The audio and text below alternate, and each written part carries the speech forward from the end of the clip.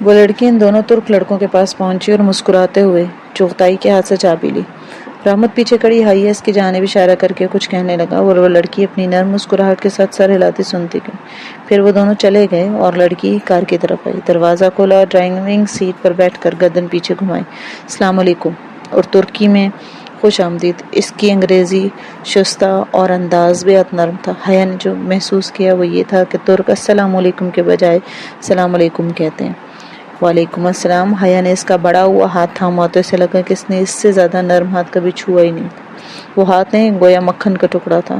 میرا نام حالِ نور ہے، میرا تعلق رومی فورن سے ہے۔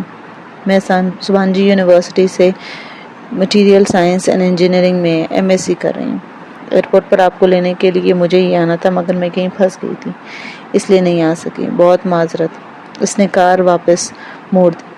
حیا سلیمان، خدیجہ رانا۔ ان کے تعارف کو حالِ نور نے اپنی مخصوص مسکراہٹ کے ساتھ سنا اور سر اس بات میں ہلا دیا۔ وہ واقعی نور کا حالہ تھی، دھلی ہوئی چاندنی۔ اب ہم انصاری محلہ جا رہے ہیں، وہ اسٹیئرنگ وہیل گھماتے ہوئے کہہ رہی تھی۔ محلہ؟ اردو والا محلہ حیا؟ ڈی جے نے دھیرے سے سرگوشی کی۔ شاید تبھی تو کہتے ہیں کہ اردو ترک سے نکلی ہے۔ تم نے میٹرک میں اردو زبان کے مضمون میں اس فکرے کا رٹا نہیں لگایا کہ لفظ اردو ترک زبان سے نکلا ہے جس کے معنی ہیں لشکر کے ہیں؟ ڈی جے نے چہک کر فکرہ مکمل کیا۔ ایوب سلطان جامع کے بیرونی بازار کا نام ہے انصاری محلہ۔ بے حد رش، بہت سارے لوگ اور ہر سو اڑتے چگتے کبوتر۔ وہ تینوں لوگوں کے درمیان سے بمشکل راستہ بناتی مسجد کے احاطے تک پہنچی۔ نماز سے فارغ ہو کر حیا نے دیکھا وہاں جامعہ کا نام ایوب سلطان کیمنگ لکھا ہوا تھا۔ اس نے سوچا کہ جامعہ میں جے کی جگہ سی لکھا ہے جو کہ غلط لگ رہا ہے۔ ہماری زبان میں سی کو عربی کے جیم کی آواز سے پڑھا جاتا ہے۔ انصاری محلے کے رش سے گزرتے ہوئے اس کی حیرت پہ حالے نے بتایا۔ وہ مسکراتی ہوئی بڑی اعتماد سے اپنے سفید کوٹ کی جیب میں ہاتھ ڈالے چل رہی تھی۔ اس کی بات پہ حیا بے اختیار چونکی۔ حیران کیوں؟ حالے نے رک کر شاپر سے اپنے جوتے نکالے، اسے دیکھا۔ وہاں مسجد میں داخلے کے وقت جوتے باہر رکھنے کے بجائے شاپر میں رکھنے اور ساتھ شاپر ہمہ وقت اٹھائے جانے کا رواج تھا۔ یعنی اگر کسی کا نام جہاں ہو تو وہ ترک ہجوں میں ایسے لکھا جائے گا۔ بلا ارادہ اس کے لبوں سے نکلا تھا۔ پھر وہ فوراً گڑبڑا کر ڈی جے کو دیکھنے لگی۔ وہ ذرا فاصلے پر کبوتروں کی تصاویر کھینچ رہی تھی اور اسے سمجھ آ گیا تھا کہ اس نے نہیں سنا تھا۔ حالے شاپر ڈسٹ بن میں پھینک کر سیدھی ہوئی اور مسکرا کر ہجے کر کے بتانے لگے CIHAN۔ اوہ! اس نے خفیف سا سر جھٹکا۔ تبھی اسے فیس بک پر وہ نہیں مل رہا تھا کیونکہ وہ تو JIHAN لکھ رہی تھی، مگر وہ تو اپنے نام کو CHIAN لکھتا ہوگا۔ گلی صاف ستھری اور کشادہ تھی۔ دونوں اطراف میں دکانوں کے دروازے تھے، آگے کرسیاں میز بچھی ہوئی تھیں، ارد گرد بہت سارے سٹال تھے۔ سڑک کے کناروں پر کھلے عام کتے ٹہل رہے تھے مگر وہ بھونکتے نہیں تھے۔ حیا کو بھوک لگ رہی تھی اور اب وہ اس سفر نامے سے بور ہونے لگی تھی۔ بمشکل وہ تینوں اس رش بھرے محلے سے نکلیں۔ ایکسچینج اسٹوڈنٹس کو ان کا پہلا کھانا ایک ترک میزبان خاندان دیا کرتا ہے اور ابھی ہم اسی میزبان خاندان کے گھر جا رہے ہیں۔ جب وہ کار میں بوسفورس کے پل سے گزر رہی تھی تو حالے نے انہیں بتایا۔ کھانے کا نام سن کر ان پہ چھائی بیزاری جو تھی وہ تھوڑی کم ہو گئی تھی۔ جب وہ مہمان کے گھر کے پاس پہنچی تو وہ ایسا لگ رہا تھا کہ وہ ایک پوش علاقہ ہے استنبول کا۔ کشادہ سڑکیں، خوبصورت بنگلوں کی قطار اور بنگلوں کے سامنے سبزے پہ جمی برف۔ ان کے اسکالرشپ کوآرڈینیٹر نے چند باتیں انہیں ذہن نشین کروا دی تھیں، وہ یہ کہ ترکی میں جوتے گھر سے باہر اتارنے ہیں، گھاس پر نہیں چلنا ہے اور ملاقات کے وقت ترک خاندان کے بڑے کا ہاتھ چومنا ہے۔ اس کی ضرورت نہیں تھی، اس تکلف کو رہنے دیں۔ ان دونوں نے گھر کے داخلی دروازے کے باہر بچھے میٹ پر جوتے اتارنے چاہے تو اندر سے آتی وہ مشفق اور معمر خاتون پیار بھری خفگی سے بولی، پہلے دن کوئی اصول نہیں ہوتے۔ السلام علیکم اور ترکی میں خوش آمدید۔ آپ کی اصولوں کی پاسداری میں ہمارے لیے فخر ہے۔ حیا نے مسکراتے ہوئے ان کا ہاتھ تھاما اور سر جھکا کر ان کے ہاتھوں کی پشت کو لبوں سے لگا لیا۔ معمر خاتون مسز عبداللہ کا چہرہ خوشی سے دمک اٹھا۔ اندر آ جاؤ۔ وہ راستہ دینے کے لیے ایک طرف ہوئے، ان کی سرخ بالوں والی بیٹی آگے بڑھی اور کارپیٹ شوز حیا اور ڈی جے کے سامنے رکھ دی۔ وہ ریشمی کپڑے سے بنے کوٹ شوز کی طرح کے تھے۔ دونوں نے جھک کر وہ جوتے پہنے اور اندر داخل ہو گئے۔ اس ترک گھر کا فرش لکڑی کا بنا ہوا تھا۔ لانگ روم کے فرش پہ بہت خوبصورت قالین بچھے ہوئے تھے۔ وہ باتھ روم ہاتھ دھونے آئی تو دیکھا وہاں الگ سے ٹوٹی وغیرہ نہیں تھی، بلکہ ایک قطار میں نل لگے ہوئے تھے۔ البتہ باتھ روم کے فرش پر بھی رگز اور کاؤچز بچھے ہوئے تھے۔ حیرت انگیز۔ وہ واپس آئی تو ڈائننگ ہال میں کھانا لگ چکا تھا۔ ڈی جے جھک کر بڑے پیاس سے مسز عبداللہ کی 6 سالہ نواسی عروہ سے کچھ کہہ رہی تھی۔ وہ 3 خواتین پر مشتمل چھوٹا سا کنبہ تھا، اور چونکہ وہ 2 لڑکیاں تھیں سو حالے نے ایسے ترک خاندان کا چناؤ کیا تھا جس میں کوئی مرد نہ ہو۔ اسی پل مسز عبداللہ سوپ کا بڑا پیالہ لے کر آ گئی۔ حالے ان کی مستعدی سے مدد کروار تھی۔ تم کیا کر رہی ہو؟ تمہارا یہاں کوئی رشتہ دار بھی ہے؟ اس نے سوپ کا ڈونگا میز پر رکھا۔ حیا نے ایک نظر اس مرغوبے کو دیکھا۔ جی میری پھپھو ہیں ادھر۔ وہ سوپ کو دیدہ نظروں سے دیکھنے لگی۔ کدھر رہتی ہیں؟ ادھر۔ اس نے پرس سے وہ مڑا توڑا کاغذ نکال کر حالے کو تھمایا۔ حالے نے ایک نظر اس کاغذ کو دیکھا اور پھر سرس بات میں ہلا دیا۔ کل میں ملوا دوں گی تمہیں ان سے۔ کھانا شروع کرو۔ اس نے کاغذ واپس حیا کو دے دیا۔ ڈی جے ہم واقعی ترکی میں بھوکے مریں گے۔ اس ملغوبے کی شکل تو دیکھو، مجھے تو پھر سے متلی ہو رہی ہے۔ حیا جبراً مسکراتے ہوئے ہولے سے اردو میں بولی۔ مسز عبداللہ نے ناسمجھی سے انہیں دیکھا۔ یہ کہہ رہی ہیں کہ ان خواتین کا خلوص اسے شرمندہ کر رہے۔ ڈی جے نے جلدی سے ترجمانی کرتے ہوئے میز کے نیچے سے اس کا پیر زور سے کچلا۔ اوہ شکریہ۔ مسز عبداللہ مسکرا کر کھانا پیش کرنے لگی۔ دراصل سوپ سرخ مسور کی دال کا شوربہ تھا، اور اردو جیسی ترک میں اسے چوربا کہتے تھے۔ وہ ذائقے سے شکل سے بڑھ کر بدمزہ تھا۔ چند لمحوں بعد ہی دونوں پاکستانی ایکسچینج اسٹوڈنٹس کی برداشت جواب دینے لگے۔ حیا مجھے الٹی آنے والی اور میں اب مرنے کے قریب ہوں۔ وہ بدقت مسکراہٹ چہروں پہ سجائی چمچ بھر رہی تھی۔ ترک خواتین بہت مرغوبیت سے سوپ پی رہی تھیں۔ چوربا ختم ہوا تو کھانا آ گیا، اور وہ اس سے بھی زیادہ بدمزہ تھا۔ ایک چاولوں کا پلاؤ تھا۔ پاکستان میں پلاؤ کو پے کے اوپر پیش کر کے بولا جاتا ہے، مگر یہاں اسے پے کے تلے زیر کے ساتھ بولا جاتا ہے پلاؤ۔ شکل میں ابلے چاولوں سے مختلف نہ تھا۔ ساتھ چنے کا سالن اور مرغی کی گریوی تھی جو کہ منچورین کی طرح دکھتی تھی۔ وہ 1.5 دن کی بھوکی تھی، اور اوپر سے یہ بدمزہ کھانا مزید حالت خراب کر رہا تھا۔ وہی ترک خواتین ہی کھا رہی تھیں۔ پلاؤ کا پیالہ بھی ختم ہو چکا تھا، اور ہم پاکستانی میزبانوں کے برعکس وہ اسے دوبارہ بھرنے کے لیے دوڑی نہیں تھی۔ وجہ ان کے خلوص کی کمی نہیں، بلکہ شاید یہی ان کا طریقہ ہے کہ پیالہ ایک ہی دفعہ بھر کر رکھا جاتا ہے۔ خدیجہ تمہاری دوست کچھ پریشان لگ رہی ہے، خیریت؟ مسز عبداللہ نے پوچھ ہی لیا۔ ڈی جے نے گڑبڑا کر اسے دیکھا۔ سب کھانے سے ہاتھ روک کر اسے دیکھنے لگے۔ حیا نے میز تلے آہستہ سے اپنا پاؤں ڈی جے کے پاؤں پہ رکھا۔ فیملی فرنٹ کی ہما کوئی معقول وجہ بتاؤ ان کو۔ نہیں، وہ دراصل حیا بہت ڈرپوک ہے۔ اسے اسٹریٹ کرائم سے بہت ڈر لگتا ہے، اور یہ پہلی دفعہ اکیلی یورپ آئی ہے، تو یہ پوچھ رہی ہے کہ کہیں استنبول میں ہمارا آرگنائزڈ کرمنل سے تو واسطہ نہیں پڑ جائے گا۔ حیا خفت سے سر جھکائے لب کاٹتی رہی۔ وہ خالی ان کے گھر آئی تھی اور انہوں نے میز بھر دی تھی، پھر بھی اس کے نخرے ختم نہیں ہوتے۔ اسے بے حد پچھتاوا تھا۔ وہ بات سنبھالنے پہ ڈی جے کی بے حد ممنون تھی۔ قطعاً نہیں، استنبول بہت محفوظ شہر ہے، سرخ بالوں والی لڑکی رسان سے بولی۔ یہاں کی پولیس ایسے لوگوں کو کھلے عام نہیں پھرنے دیتی۔ بالکل، استنبول میں قانون کی بہت پاسداری ہے، حالے نے تائید کی۔ مسز عبداللہ خاموشی سے سنتی رہی۔ ان کے چہرے پر کچھ ایسا تھا کہ حیا انہیں دیکھتی گئی۔ جب حالے نور استنبول کی شان میں ایک لمبا قصیدہ پڑھ کر فارغ ہوئی تو مسز عبداللہ نے گہری سانس لی۔ خدا کرے تمہارا واسطہ کبھی عبد الرحمن پاشا سے نہ پڑے۔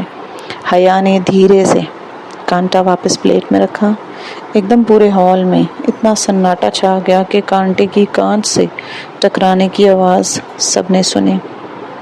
کون پاشا؟ ڈی جے نے الجھ کر مسز عبداللہ کو دیکھا۔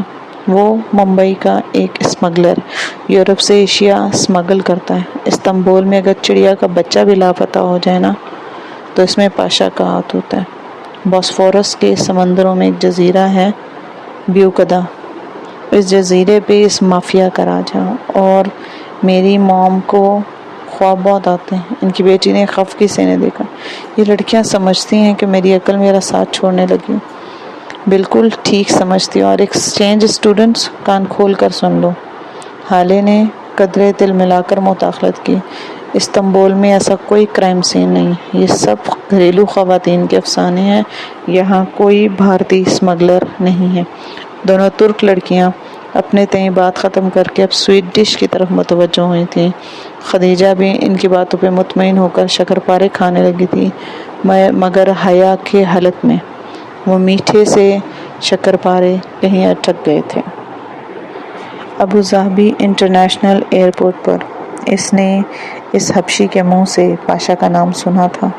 وہ نہایت مذہل سی اپنی بیوی سے عربی میں بات کر رہا تھا، اپنے بیٹے کے علاج کا ذکر، مگر ہو سکتا ہے وہ کسی اور پاشا کا ذکر کر رہا ہو، اور واقعی ترک گھریلو خواتین کے افسانوں کا مرکز پاشا کو کوئی وجود ہی نہ ہو۔ الوداعی لمحات میں جب باقی سب آگے نکل گئے تو مسز عبداللہ نے دھیرے سے حیا کے قریب سرگوشی کی۔ یہ لڑکیاں استنبول کی برائی نہیں سن سکتی۔ تمہیں اس لیے بتایا کہ تم کرائم سے ڈرتی ہو اور خوبصورت بھی ہو۔ خوبصورت لڑکیوں پہ عموماً ایسے لوگ نظر رکھتے ہیں۔ حیا نے چونک کر انہیں دیکھا۔ ان کے جھریوں زدہ چہرے پہ سچائی بکھری ہوئی تھی۔ وہ واقعی اپنا وجود رکھتا ہے۔ وہ بالکل سن ہو کر انہیں دیکھنے لگی تھی۔ کیا افواہوں کا خوف مجسم صورت میں ان کے سامنے آ گیا تھا؟ ان کی عقل واقعی ان کا ساتھ چھوڑ رہی تھی۔ شام کے سائے گہرے پڑ رہے تھے جب وہ سبحان جی یونیورسٹی پہنچی۔ سبحان جی عمرہ کی جامعہ تھی۔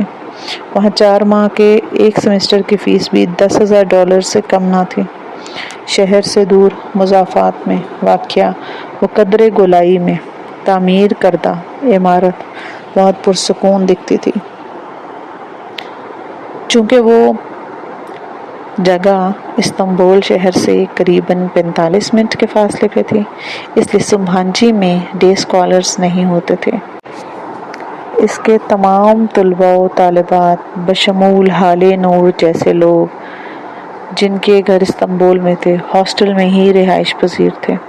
یونیورسٹی کی عمارت سے دور برف سے ڈھکے میدانوں میں ایک جگہ تھوڑے تھوڑے فاصلے پہ اونچی عمارتیں تھیں۔ وہ ان کے رہائشی ڈورم بلاکس تھے، انگریزی حرف ایل کی صورت میں کھڑی 3 منزلہ عمارتیں جن کے کمروں کے آگے بالکنیاں بھی تھیں۔ 6 کمرے ایل کی ایک لکیر پر تھے اور 6 دوسری لکیر پر۔ تمام کمرے دوسری منزل پہ تھے ان دونوں کے۔ حالے نے ان کا سامان گاڑی سے نکالتے ہوئے بتایا۔ حیا اور ڈی جے دوسرا بیگ گھسیٹ کر لا رہی تھی۔ ایل کی شکل کا ڈورم بلاک جس کو حالے B1 کہہ رہی تھی کہ باہر گولائی میں چکر کھاتی سیڑھیاں کھلے آسمان تلے بنی تھیں جو اوپر تک جاتی تھیں۔ لوہے کی ان سیڑھیوں کے ہر 2 زینوں کے بعد خلا تھا اور زینوں پر برف کی موٹی تہ۔ ذرا سا پاؤں پھسلے اور آپ کی ٹانگ اس گیپ میں سے نیچے پھسل جائے گی اور تینوں گر پڑتی۔ بمشکل حیا کا سامان اوپر لائیں۔ کمرہ تو اچھا ہے مگر ہم یہاں رہیں گے؟ حیا نے حالے کی تھمائی چابی سے اپنی ڈارمیٹری کا دروازہ دھکیلا تو بے اختیار لبوں سے نکلا، ہم نہیں، بلکہ صرف تم، کیونکہ خدیجہ کا بلاک B2 ہے، وہ جو سامنے ہے۔ اس نے انگلی سے دور برفیلے میدان میں بنی عمارت کی طرف اشارہ کیا۔ کیا مطلب میں اکیلی رہوں گی؟ بعد میں تم بتلوا سکتی ہو ڈورم آفیسر سے، ابھی تم آرام کرو۔ ہر کمرے میں 4 اسٹوڈنٹس ہوتے ہیں، ہر اسٹوڈنٹ کی ٹیلی فون ایکسٹینشن اس کی میز پر ہوتی ہے۔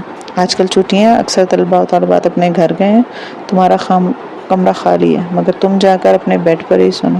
ترک لڑکیوں کے بستر پر کوئی سو جائے تو وہ بہت برا مناتی ہیں۔ کوئی مسئلہ ہو تو میرا ڈورم بلاک B4 ہے، اوکے؟ مسکرا کر بولی اور حیا نے سر ہلایا۔ ڈی جے نے بے چارگی سے اسے دیکھا اور ہالے کے ہمراہ سیڑھیاں اترنے لگے۔ ہالے، سنو، اس عمارت کے پیچھے کیا ہے؟ کسی خیال کے تحت اس نے پکارا۔ ہالے مسکرا کر پلٹی اور بولی، جنگل۔ اور پھر وہ دونوں زینہ اترتے ہوئے نیچے آ گئے۔ حیا نے ایک جھرجھری لی اور اپنے کمرے کے اندر قدم رکھا۔ کمرہ خوبصورتی سے آراستہ تھا، ہر دیوار کے ساتھ ایک ڈبل سٹوری بنک رکھا تھا۔ عموماً ایسے بنکس میں نیچے ایک بیڈ اور اوپر بھی ایک بیڈ ہوتا ہے، مگر اس میں نیچے بڑی سی رائٹنگ ٹیبل، اس کے ساتھ لکڑی کی سیڑھی اوپر جاتی جہاں ایک آرام دہ بیڈ تھا۔ میز پر ایک ٹیلی فون رکھا تھا۔ وہ چاروں بنکس کو دیکھتی اپنے نام کی میز کی کرسی کھینچ کر نڈال سے بیٹھ گئی۔ وہ ایک تکان دینے والا دن تھا، مگر ابھی وہ تھکن کے بجائے عجیب سی اداسی میں گھری ہوئی تھی۔ غیر ملک، غیر خطہ، غیر جگہ اور تنہا کمرہ جس کے پیچھے جنگل تھا، اس سے نہ جانے کیوں بے چینی ہونے لگی۔ وہ فریش ہونے کے لیے اٹھی اور دروازے کی طرف بڑھی تاکہ باہر کہیں باتھ روم ڈھونڈے۔ ابھی اس نے دروازہ کھولا کہ 2 کمرے چھوڑ کر ایک کمرے کا دروازہ کھلا اور اس میں سے ایک لڑکا بیگ اٹھائے نکلا۔ اس نے جلدی سے دروازہ بند کیا اور پھر مقفل کر دیا۔ گرلز ہاسٹل میں لڑکا؟ اگر پاکستان میں ہوتی تو یقیناً یہی سوچتی، مگر یہ بات تو سبحان جی کے پراسپیکٹس میں پڑھ چکی تھی کہ وہ مخلوط ہاسٹل تھا، البتہ ایک کمرے کے اندر صرف ایک صنف والے افراد ہی رہ سکتے ہیں۔ وہ بددل سی ہو کر واپس کرسی پہ آ بیٹھی۔ سامنے والی دیوار پہ ایک سفید اور سیاہ تصویر آویزہ تھی، پینسل سے بنا۔ وہ ایک خاکہ تھا، ایک کلہاڑے کا، جس کے پھل سے خون کی بوندیں گر رہی تھیں۔ خاکہ بے رنگ تھا، مگر خون کے قطروں کو بے حد شوخ سرخ رنگ سے بنایا گیا تھا۔ اس نے جھرجھری لے کر دوسری دیوار کو دیکھا۔ وہاں ایک لڑکی کے چہرے کا بے رنگ پینسل سے بنا ہوا خاکہ ٹنگا ہوا تھا۔ وہ تکلیف کی شدت سے آنکھیں میچے ہوئے تھی اور اس کی گردن پہ چھری چل رہی تھی اور اس سے بھڑکیلے سرخ خون کے قطرے ٹپک رہے تھے۔ وہ مضطرب سی ہو کر اٹھی۔ ان تصاویر والی دیوار کے ساتھ لگے بینک کی میز پر بہت سے چاقو اور چھریاں قطار میں پڑے تھے، ہر سائز کے، ہر قسم کے اور ہر دھار کے چاقو، جن کے لوہے کے پھل مدھم روشنی میں بھی چمک رہے تھے۔ وہ ایک دم بہت خوفزدہ ہو کر باہر لپکی۔ کوریڈور میں بہت اندھیرا تھا، دور نیچے برف سے ڈھکے میدان دکھائی دے رہے تھے۔ وہ تیز سے سیڑھیوں کی جانب آئی۔ جیسے ہی اس نے پہلے زینے پہ قدم رکھا، اوپر چھت پہ لگا بلب ایک دم جل گیا۔ وہ ٹھٹک کر رہ گئی اور گردن گھمائی۔ کوریڈور خالی تھا، وہاں کوئی نہیں تھا، مگر پھر کس نے بلب جلایا تھا؟ اس کی گردن کی پشت کے بال کھڑے ہو گئے۔ دھڑکتے دل کے ساتھ وہ پلٹی اور زینے اترنے لگی۔ تبھی ایک دم ٹھا کی آواز آئی۔ اوپر کوئی شاید دروازہ بند ہوا تھا۔ اس نے پتھر بن جانے کے خوف سے پیچھے مڑ کر نہیں دیکھا اور تیزی سے سیڑھیاں پھلانگتی چلی گئی۔ آخری زینے سے اتر کر اس نے جیسے ہی برف زار پہ قدم رکھا اور اوپر بالکنی میں جلتا بلب بجھ گیا۔ باہر زور و شور سے برف گرتی جا رہی تھی، تازہ پڑی برف سے اس کے قدم پھسل رہے تھے، سفید سفید گالے اس کے بالوں اور جیکٹ پر آ ٹھہرے تھے اور وہ گرتے پڑتے ڈی جے کے بلاک B2 کی طرف بڑھ گئی تھی۔ اسے پہلی دفعہ اپنی مانگی گئی دعا پر پچھتاوا ہو رہا تھا کہ کاش آج یہ برف نہ پڑتی۔ B2 کی دوسری منزل کی بالکنی میں وہ دم لینے کو رکی۔ اسے منزل یاد تھی، مگر کمرے کا نمبر بھول چکا تھا۔ اس نے ہونٹوں کے گرد ہاتھوں کا پیالہ بنا کر زور سے آواز دی، ڈی جے تم کہاں ہو؟ D J, D J. ایک دم دروازہ جھٹ سے کھلا اور کسی نے ہاتھ سے پکڑ کر اسے اندر کھینچا۔ اگر تم 2 منٹ تاخیر کرتی نا تو میں مر چکی ہوتی حیا۔ ڈی جے بھی اسی تنہائی اور خوف کا شکار لگ رہی تھی، مگر اس کمرے میں آ کر حیا کا سارا خوف اڑن چھو ہو گیا تھا۔ ڈرو مت، تمہارے ہی لیے تو آئی ہوں۔ مجھے پتا تھا تم اکیلے ڈر رہی ہوگی، ورنہ میرا کیا، میں تو کہیں بھی رہ لیتی ہوں۔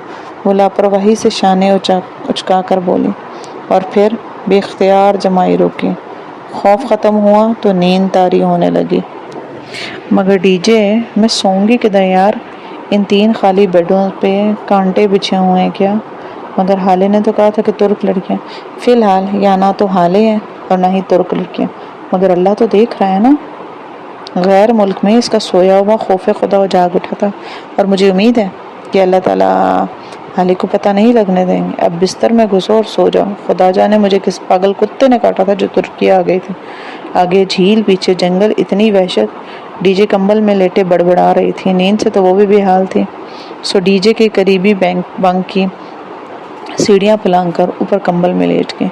حیا وہ کچھ کچی نیند میں تھی جب ڈی جے نے اسے پکارا۔ ہوں، سامنے والے کمرے میں بڑا ہینڈسم لڑکا رہتا ہے، میں نے اسے کمرے میں جاتے دیکھا۔ اچھا، اور سنو، وہ پلاؤ اتنا بھی برا نہیں تھا، ہمیں صرف سفر کی تھکاوٹ کے باعث برا لگا۔ اور سنو، مگر ڈی جے کی بات مکمل ہونے سے پہلے ہی وہ سو چکی تھی۔ دروازے پر مدھم سے دستک ہوئی تو وہ سرت سے کرسی سے اٹھی، ایک نظر سوتی ہوئی ڈی جے پہ ڈالی اور دوسری اپنے زیر استعمال بنک پر جو وہ دوبارہ سے بنا کر سلوٹ اور شکن کے ساتھ خراب کیا جا سکتا تھا، جس پہ ترک لڑکیوں کے اعتماد کے خون کیے جانے والی کوئی نشانی باقی نہ رہے۔ اب وہ دروازہ کھول لیتی ہے۔ السلام علیکم ایکسچینج اسٹوڈنٹس۔ حالِ نور حشاش پشاش سامنے کھڑتی، وہ یوں تھی گویا دھلی ہوئی چاندنی، سیاہ اسکارف چہرے کے گرد لپیٹے، ہلکی سبز لمبی جیکٹ تلے سفید جینز پہنے، شانے پہ بیگ اور ہاتھوں میں چابیوں کا گچھا پکڑے۔ وہ پوری تیاری کے ساتھ آئی تھی۔ وعلیکم السلام، آؤ حالے، میں تمہارے ڈور روم میں گئی تھی، تم ادھر نہیں تھی، میں نے اندازہ کیا کہ تم یہیں ہوگی۔ حالے نے اپنا بیگ میز پر رکھا اور کرسی کھینچ کر نفاست سے بیٹھی۔ ہاں، میں علی صبح ہی یہاں آ گئی تھی، ڈی جے کی یاد آ رہی تھی۔ خدیجہ سو رہی ہے؟ حالے نے گردن اونچی کر کے پوچھا، اور ڈی جے دو موٹے کمبل گٹھری کی صورت میں ڈالے خود پر سو رہی تھی۔ ہاں، اور شاید دیر تک سوتی رہے۔ اوہ، میں نے سوچا تمہارے فون رجسٹر کروانے چلیں آج۔ ترکی میں غیر ملکی فون پہ ترک سم کارڈ ایک ہفتے کے بعد بلاک ہو جاتے ہیں۔ ہاں بالکل، تم لوگ جاؤ اور میرا فون بھی لے جاؤ، میں ابھی 2 گھنٹے مزید سوؤں گی۔ کمبلوں کے اندر سے آواز آئی تو حالے مسکرا دی۔ مسکراتے ہوئے اس کی چمکتی آنکھیں چھوٹی ہو جاتی تھیں۔ چلو آیا، ہم دونوں چلتے ہیں۔ وہ دونوں ساتھ کھڑی ہو گئے۔ حیا صبح اپنے کمرے میں جا کر فریش ہو آئی تھی۔ ابھی وہ سیاہ چوڑی دار پجامے اور ٹخنوں تک آتی سیاہ قمیض میں ملبوس تھی۔ شفون کا دوپٹہ گردن کے گرد مفلر کی طرح لپیٹا ہوا تھا اور اوپر لمبا سیاہ سویٹر پہنا تھا جس کے بٹن سامنے سے کھلے تھے۔ کچھ دن میرے خوش قسمت دن ہوتے ہیں جب میرے پاس کار ہوتی ہے، اور کچھ دن بد قسمت جب میرے پاس کار نہیں ہوتی، اور آج میرا خوش قسمت والا دن ہے، حالے نے اٹھتے ہوئے بتایا۔ ابھی ہم قریبی دکان پر جائیں گے، اگر وہاں سے فون رجسٹر نہ ہوئے تو جواہر چلیں گے، اس کے بعد وہاں سے جہانگیر۔ جواہر؟ حیا نے ابرو اٹھایا۔ جہانگیر کو اس نے کسی ترک کا نام سمجھ کر نظر انداز کیا تھا۔ جواہر شاپنگ مال ہے، یورپ کا سب سے بڑا اور دنیا کا چھٹا بڑا شاپنگ مال۔ اوہ اچھا، جیسے پارک ٹاور؟ اوپر کمبلوں سے آوازیں۔ Park tower? حالے نے گردن اٹھا کر خدیجہ کے کمبلوں کو دیکھا۔ ہمارے ہاں پارک ٹاور ایشیا کے سب سے بڑے شاپنگ مال میں شمار ہوتا ہے۔ نائس۔ حالے 27 سے مسکرا کر باہر نکل گئی۔ حیا نے اس کے جانے کی تسلی کی اور پھر لپک کر پیچھے اور سیڑھی پہ چڑھ کر ڈی جے کا کمبل کھینچا۔ یہ پارک ٹاور ایشیا کا سب سے بڑا مال کب سے ہو گیا؟ اس نے کون سا جا کر چیک کرنا، تھوڑا شو مارنے میں کیا حرج ہے؟ ڈی جے غڑپ پھر سے کمبل میں گھس گئی۔ حالے ڈرائیو کرتے ہوئے متاسف سی بار بار معذرت کر رہی تھی، فون رجسٹر نہیں ہو سکتے تھے۔ ایبیا کی دکان پہلے تو ملی نہیں، دوسری موبائل کمپنیوں کی دکانیں ہی ہر جگہ ہیں، یوں جیسے آپ کو زونگ کی دکان کی تلاش ہو اور ہر طرف یو فون کی دکانیں ہوں۔ بمشکل 1-2 دکانیں تھیں جن کا مینیجر شاپ بند کر کے جا رہا تھا۔ لاکھوں منتوں پر بھی اس نے دکان نہیں کھولی اور چلا گیا۔ اب حالے مسلسل شرمندگی کا اظہار کرتی۔ بس کرو حالے، بعد میں ہو جائے گا یہ کام، اب مجھے شرمندہ مت کرو۔ خیر تمہارا دوسرا کام تو کروں، جہانگیر چلتے ہیں۔ حالے نے گہری سانس لی۔ گاڑی سڑک پر رواں تھی اور کھڑکی کے باہر ہر سو برف دکھائی دے رہی تھی۔ تم ایڈریس دکھاؤ، ہم پہنچنے والے ہیں۔ کدھر؟ جہانگیر اور کدھر؟ وہاں کیا ہے؟ تمہاری آنٹی کا گھر۔ میں نے تمہیں کہا تھا نا میں تمہیں کل لے جاؤں گی، بھول گئی؟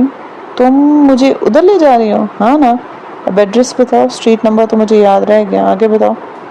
او حالے، اس نے ہڑبڑا کر پرس سے وہ مڑا توڑا کاغذ سا نکالا۔ اس نے کاغذ پہ دیکھا، اس علاقے کا نام شنگیر لکھا تھا اور اسے یہاں سہانگیر پڑتی، اور اب اسے یاد ہے کہ ترکوں کا سی جیم کی آواز نکالتا ہے، مگر اسے ذرا بھی اندازہ نہ ہو سکا کہ ادھر جانا ہے، ورنہ وہ تحائف اٹھا لیتی جو اماں نے بھیجے تھے، ذرا اچھے کپڑے پہن لیتی، تھوڑا میک اپ کر لیتی۔ لو یہ تو سامنے ہی تھا، اب تم جاؤ، مجھے تھوڑا سا کام ہے، میرا نمبر تم فون میں فیڈ کر لینا، جب فارغ ہو تو مجھے کال کر دینا، میں آ جاؤں گی، گھنٹہ تو مجھے لگ جائے گا، پھر ساتھ کھانا کھائیں گے۔ گاڑی رک چکی تھی۔ حیا نے بے توجہی سے اس کی ہدایتیں سنی اور پھر دروازہ کھول کر نیچے آئی۔ اس کے دروازہ بند کرتے ہی حالے گاڑی زن سے بھگا کر لے گئی۔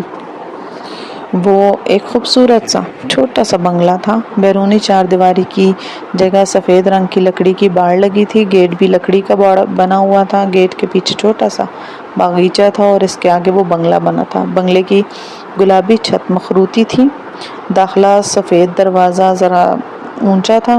اس تک پہنچنے کے لیے 2 سٹیپس بنے تھے، سٹیپس کے دونوں طرف خوش رنگ پھولوں والے گملے لگے ہوئے تھے۔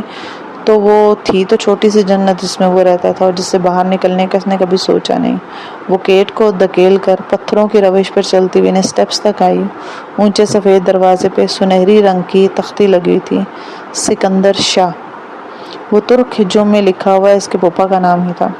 گھنٹی کی تلاش میں اس نے ادھر ادھر نظریں دوڑائیں۔ اس گھر میں بہت سی لکڑیوں کی کھڑکیاں بنی ہوئی تھیں اور شاید کوئی کھڑکی کھل رہی تھی جس سے مسلسل ایک ٹھک ٹھک کی آواز آ رہی تھی، جیسے کوئی ہتھوڑے یا کلہاڑی کو لکڑی پہ زور سے مارا۔ اس نے کپکپاتی انگلی گھنٹی پہ رکھی اور سنہری ڈور نوب کے چمکتے دھات میں اپنا عکس دیکھا۔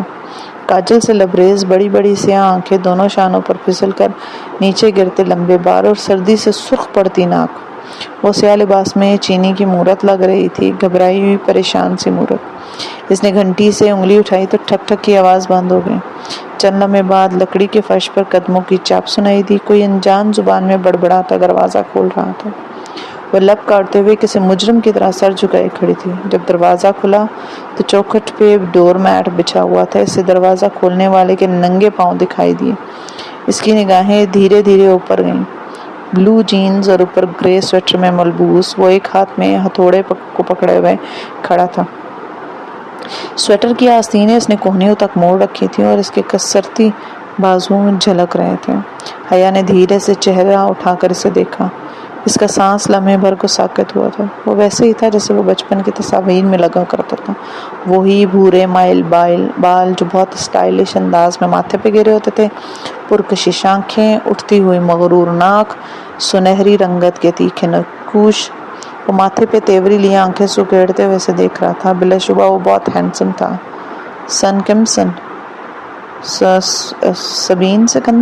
سبین سکندر کا گھر یہ ہے؟ جی یہی ہے۔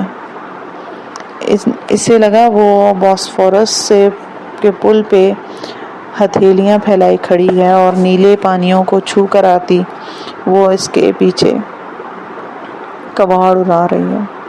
وہ کسی گہرے خواب کی زیر اثر تھی، حسین خواب کے۔ میں ان کی مہمان ہوں، پاکستان سے آئی ہوں، وہ اٹک اٹک کر بولی۔ اس کے سامنے اس کی ساری خود اعتمادی ہوا ہو چکی تھی۔ ایک دم وہ خود کو بہت کمزور محسوس کرنے لگی۔ کیسی مہمان؟ اس کا انداز کافی اکھڑا اکھڑا تھا، جیسے وہ کسی ضروری کام میں مصروف تھا اور حیا نے اسے مخل کر دیا تھا۔ میں حیا ہوں، حیا سلیمان۔ اس نے پرامید نگاہوں سے جہاں سکندر کا چہرہ دیکھا۔ ابھی اس کا نام سن کر اس کی پرکشش آنکھوں میں شناسائی کی کوئی رمق۔ کون حیا سلیمان؟ اس کے قدموں تلے باسفورس کا پل شک ہوا تو بے دم سی نیچے گہرے نیلے پانیوں میں جا گری تھی۔ کون حیا سلیمان؟ یہ آواز دہراتے وہ سن سی ہو گئی تھی۔ اسے تک رہی تھی، وہ پلکیں جھپکنا بھول گئی تھی اسے تکتے ہوئے۔ اس شخص کے چہرے پہ زمانوں کی اجنبیت اور بیزاریت تھی۔ پہچاننے یا نہ پہچاننے کا تو سوال ہی پیدا نہیں ہوتا تھا نا۔ جی ہاں، سکندر تو اس سے واقف ہی نہیں تھا۔ کون میڈم؟ حیا نے خفیف سا سر جھٹکا، پھر لب بھینچے۔ میں سبین پھپھو سے ملنے آئی ہوں، ان کے بھائی سلیمان کی بیٹی ہوں، وہ جانتی ہیں مجھے۔ اوکے، اندر آ جاؤ۔ وہ شانے جھکا کر واپس پلٹا۔ وہ جھجک کر اوپر زینے پہ چڑھی۔ پائیدان کو دیکھ کر کچھ یاد آیا تو فوراً پیر جوتوں سے نکالے اور لکڑی کے فرش پہ قدم رکھا۔ فرش بے حد سرد تھا۔ دور راہداری کے اس پار جہاں اس نے جہاں کو دیکھا تھا، وہاں سے ہتھوڑی کی ٹھک ٹھک کی آواز پھر سے شروع ہو گئی تھی۔ وہ راہداری عبور کر کے کچن کے کھلے دروازے میں آ کھڑی ہوئی۔ امریکن طرز کا کچن نفاست سے آراستہ تھا۔ عین وسط میں گول میز کے چاروں طرف 4 کرسیوں کا پھول بنا ہوتا ہے۔ ایک جگہ کاؤنٹر تھا، وہ حیا کی طرف پشت کیے کھڑا تھا اور اس کے ہاتھ میں ہتھوڑی تھی جس سے وہ اوپر کے کیبنٹ کے کھلے دروازے کے جوڑ میں زور زور سے ضربے لگا رہا تھا۔ وہ چند لمحے شش و پنج کے بعد ڈھیٹ بن کر آگے بڑھی اور قدرے آواز کے ساتھ کرسی کھینچی۔ وہ ایک اختیار چوک کر پلٹا ڈرائنگ روم میں۔ خیر، وہ ناگواری سے لب بھینچ کر واپس کیبنٹ کی طرف مڑا۔ اس نے ایک ہاتھ سے کیبنٹ کے دروازے کے جوڑ پہ کسی شے کو پکڑا تھا اور دوسرے سے اس کو ہتھوڑی سے مار رہا تھا۔ حیا سلیمان نے زندگی میں اتنی تذلیل کبھی محسوس نہیں کی تھی۔ مام۔ چند لمحے گزرے تو وہ اسی طرح کام کی طرف متوجہ رہا۔ چہرے پہ ڈھیروں سنجیدگی لیے پکارنے لگا۔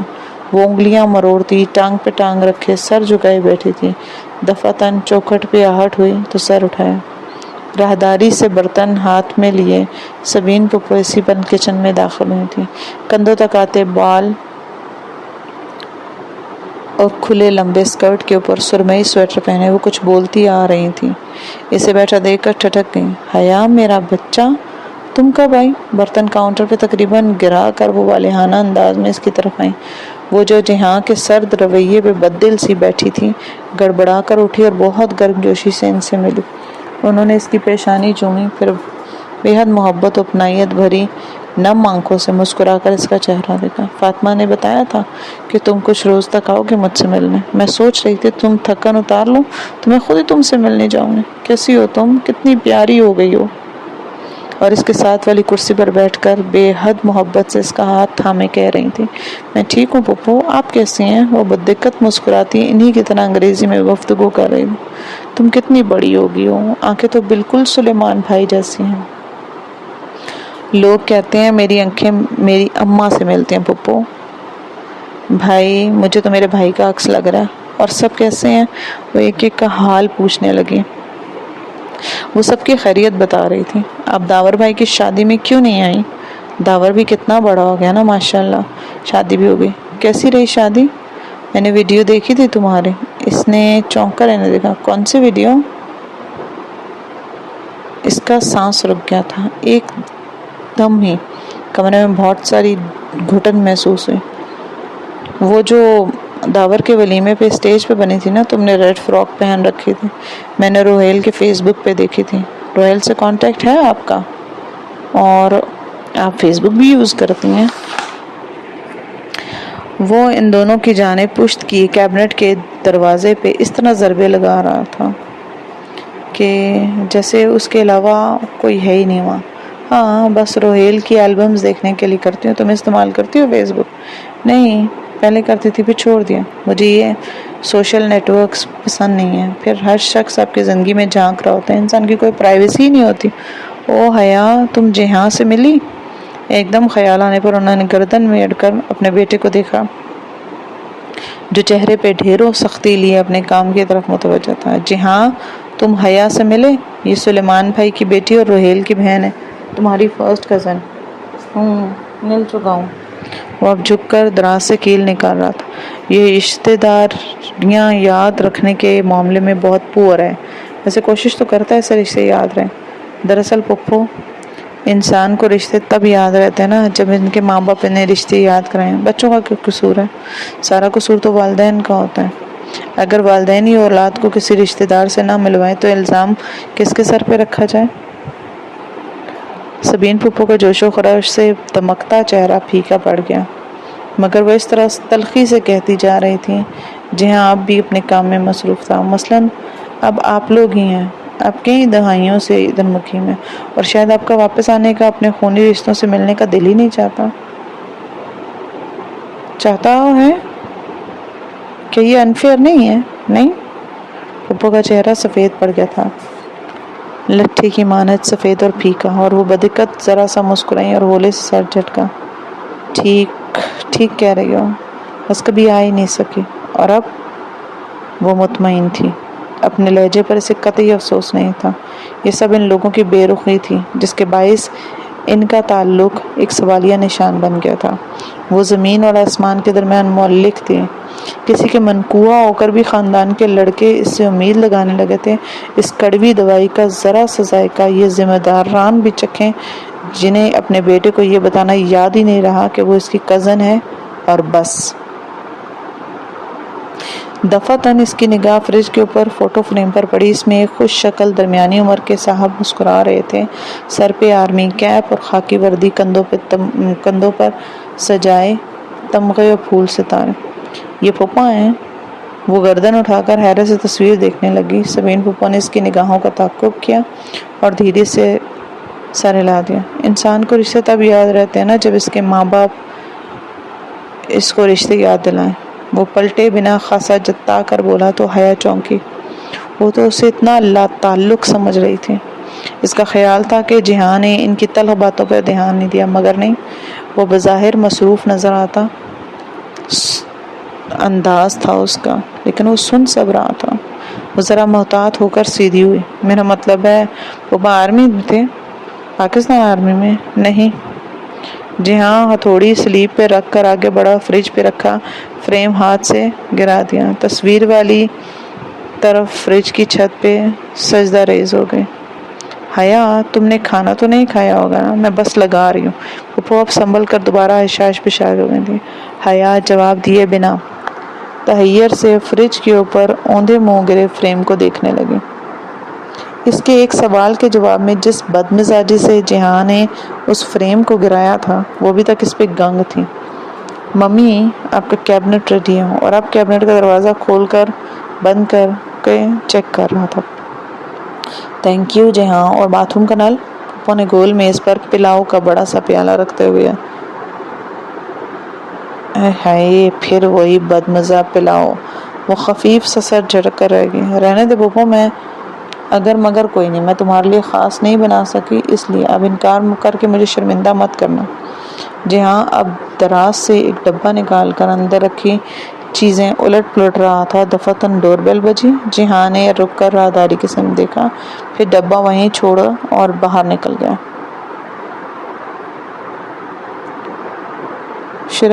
شروع کرو حیا۔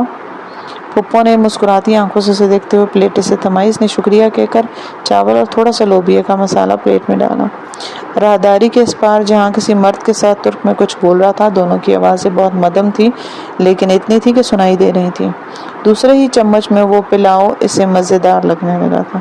ڈی جے ٹھیک کہہ رہی تھی، ان کو کھانا صرف سفر کی متلی کے باعث برا لگ رہا تھا۔ پھوپھو، آپ کے ہاتھ میں ذائقہ؟ حیا، اس کا چمچ منہ تک جا رہا تھا اور وہیں وہ رک گیا تھا۔ بے حد بے یقینی سے اس نے گردن موڑی۔ جی ہاں راہداری سے پکارتا چلا آ رہا تھا کہ اس مغرور اور بدہ دماغ آدمی کو اس کا نام یاد رہ گیا تھا۔ جی، وہ کچن کے کھلے دروازے سے اندر آیا تو حیا نے اسے دیکھا۔ اس کے ہاتھوں میں ادھ کھلے گلابوں کا بوکے تھا اور ایک سفید کارڈ۔ تم یہاں رہنے آئی ہو؟ اس کے سامنے کھڑا سختی سے پوچھتا۔ نہیں، ہرگز نہیں۔ تو پھر اپنے ویلنٹائن کو میرے گھر کا پتہ دینے کی ضرورت کیا تھی؟ اس نے زیر لب ترک میں کسی غیر مہذب لفظ سے اس نامعلوم شخص کو نوازا اور گلدستہ و کارڈ اس کے سامنے میز پر تقریباً پھینکنے کے انداز میں رکھا۔ نہیں، میں نے نہیں، اب اس کی آنکھیں پھٹی کی پھٹی رہ گئی تھی کیونکہ پھولوں کے اوپر گرے سفید کارڈ کو دیکھا جس پہ حروف نمایاں تھے، فار مائی لو حیا سلیمان، فرام یور ویلنٹائن۔ اور ویلنٹائن میں ہفتہ 10 دن باقی تھے، اسے یاد تھا۔ اور یہاں بھی یہ پہنچ گیا۔ جی ہاں اب اپنا ٹول باکس کھولے کھڑا تھا اور چیزیں الٹ پلٹ کرتا، اور کچن میں ایک گہری خاموشی چھائی ہوئی تھی۔ دفعتاً میز پہ رکھا حیا کا فون بجنے لگا اور اس نے چونک کر دیکھا، گھر سے کال آ رہی تھی۔ اس نے کال کاٹ دی اور اٹھ کھڑی ہوئی۔ حیا، بیٹھو بچے، میری فرینڈ آ گئی ہے اور وہی مجھے کال کر رہی ہے۔ اب میں چلتی ہوں، خدا حافظ۔ حالانکہ پھوپھو کی شکل سے ظاہر تھا کہ وہ جانتی ہیں کہ فون اس کی دوست کا نہیں ہے، مگر انہوں نے سر ہلا دیا۔ کہنے کو جیسے کچھ باقی ہی نہیں تھا۔ وہ کرسی دھکیل کر تیزی سے باہر نکل گئی۔ میز پر وہ سفید گلاب پڑے رہ گئے۔ ڈور میٹ پر اس کے جوتے یوں ہی پڑے تھے۔ اس نے ان میں پاؤں ڈالے تو دیکھا ایک کاغذ اس پر گرا ہوا تھا۔ حیا جھکی اور کاغذ کو اٹھایا۔ وہ کسی کوریئر کمپنی کی رسید تھی، غالباً جو شاید جہاں نے دستخط کر کے وہیں پھینک دی۔ وہ رسید الٹ پلٹ کر دیکھتی، تیز قدموں سے گیٹ عبور کر گئی تھی۔ وہ پھول آج ہی کی تاریخ میں کسی AR نے بک کروائے تھے۔ A سے احمد اور R سے۔ وہ دھیرے دھیرے سڑک پر چلنے لگے۔ رسید ابھی تک اس کے ہاتھ میں تھی۔ وہ گھنٹہ بھر پہلے خود اس بات سے ناواقف تھی کہ وہ جہانگیر آ رہی ہے، اور پھر AR کو کیسے پتا چلا؟ کیا وہ اس کا پیچھا کرتا ہے، اس کا تعاقب کرتا ہے؟ لیکن ایک پاکستانی آفیسر کے لیے ایک غیر ملک میں اتنے ذرائع ہو سکتے ہیں؟ صرف اسے تنگ کرنے کے لیے اتنی لمبی چوڑی منصوبہ بندی کون کرے گا؟ وہ کالونی کے سرے پہ نصب بینچ پہ بیٹھ گئی۔ اس کی نگاہیں برف سے ڈھکی گھاس پہ جمی تھیں۔ اسے حالے کے آنے تک یہیں بیٹھنا تھا۔